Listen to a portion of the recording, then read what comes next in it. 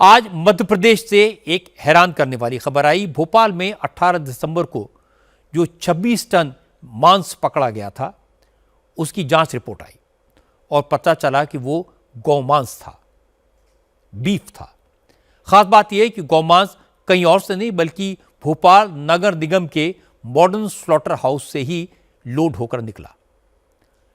मांस को सुरक्षित रखने के लिए इसे स्पेशल एसी वैन में रखा गया था और पैकेट्स पर क्यूआर कोड और स्पेशल टैग लगे हुए थे।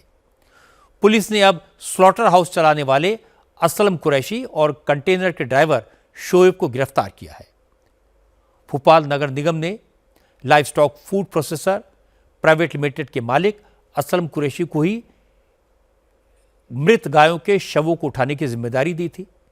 इसलिए इस बात की संभावना है कि असलम कुरैशी मरी हुई गायों का मांस सप्लाई कर रहा हो।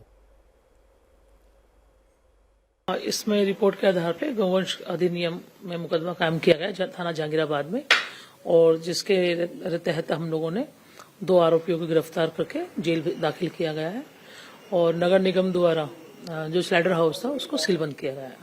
2 आरोपियों के नाम है जी, एक जो ट्रक ड्राइवर था उसका शोएब नाम है और जो उसका संचालक था, डायरेक्टर था असलम कुरैशी, उन दोनों को गिरफ्तार किया गया है।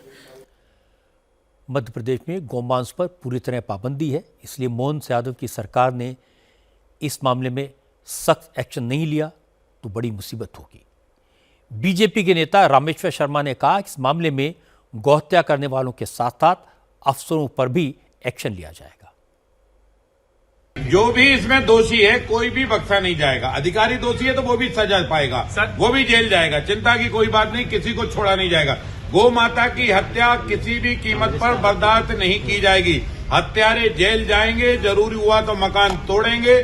और इतने टन जो गौ माता का मांस पकड़ा गया है, उसका कितने गौ माता की हत्या हुई है उतने ही प्रकरण पंजीबद्ध किए जाएंगे। जिंदगी भर ये जेल में ही सड़ेंगे। कांग्रेस के एनएसए भी लगाया जाएगा, एनएसए भी लगाया जाएगा। श्रीमान जी, मध्य प्रदेश में गौ माता की हत्या पर पूर्ण प्रतिबंध है, पूर्ण प्रतिबंध है। और इसलिए इस तरह के हत्यारों ने जो पाप किया है उसकी सजा वो भुगतेंगे, जेल जाएंगे, जेल में सड़ेंगे। अगर 10 गाय काटी है तो 10 गायों के अलग अलग प्रकरण पंजीबद्ध स्लॉटर हाउस चलाने वाले पर किए जाएंगे। नगर निगम के जिम्मेदारी अधिकारी भी बचेंगे नहीं।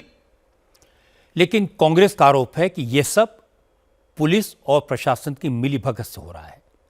नगर निगम के स्लॉटर हाउस से इतने बड़े पैमाने पर गोमांस मिला है और कांग्रेस इसे अपने लिए सियासी मौके के तौर पर देख रही है। कांग्रेस ने आज इस मामले में प्रोटेस्ट मार्च निकाला। कांग्रेस के नेताओं का कहना है कि मोहन यादव सरकार हर घटना के बाद बुलडोजर न्याय की मांग करती है। अगर हिम्मत है तो इन आरोपियों और उनकी मददगारों के घरों पर बुलडोजर चलाकर दिखाएं। बीजेपी हिंदुओं के नाम पर दलाली और राजनीति करती है। आज गाय की तस्करी दलाली के नाम पर सामने आई है। कांग्रेस हमेशा मुद्दों को उठाने की बात करती है, सनातन धर्म को मानने की बात करती है। गौ हमारी माता है, ये कोई भारतीय जनता पार्टी की ठेकेदारी नहीं है। लेकिन गौवंश को मानने वाले लोग आज उनके राज्य में डबल इंजन की सरकार, कहां गए वो हिंदू हृदय? कहां से आ रहा था? अगर ये बात आपकी जानकारी में आई होगी, क्या प्लानिंग थी, किस तरीके का एजेंडा रहता है, कहां से आ रहा था? ये स्लॉटर हाउस नगर निगम के चलाती थी, उसको जानबूझकर आज एक ठेकेदार को दिया गया। किस भारतीय जनता पार्टी के नेता के कहने पर उसको ठेका दिया गया? आज ये गाय 25 टन नहीं, हजारों टन की सप्लाई हो रही थी, हजारों टन बिक रहा था। अगर इस पर उसके घर पर बुलडोजर क्यों नहीं चला? अगर हिंदू हृदय सम्राट थी उस जगह पर बुलडोजर क्यों नहीं चला? अगर नहीं चला तो कांग्रेस के लोग बुलडोजर लेके जाएंगे। भोपाल में इतनी बड़ी तादाद में गोमांस मिलना मोहन यादव के लिए बड़ी एम्बैरेसमेंट है, क्योंकि मध्य प्रदेश में गौहत्या पर पाबंदी है, सरकार गौशालाएं चला रही है।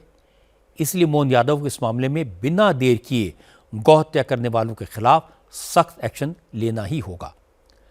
एक्शन नगर निगम के अफसरों के खिलाफ भी होना चाहिए, क्योंकि अफसरों की मिली भगत के बगैर 26 टन गौमांस की सप्लाई नहीं हो सकती।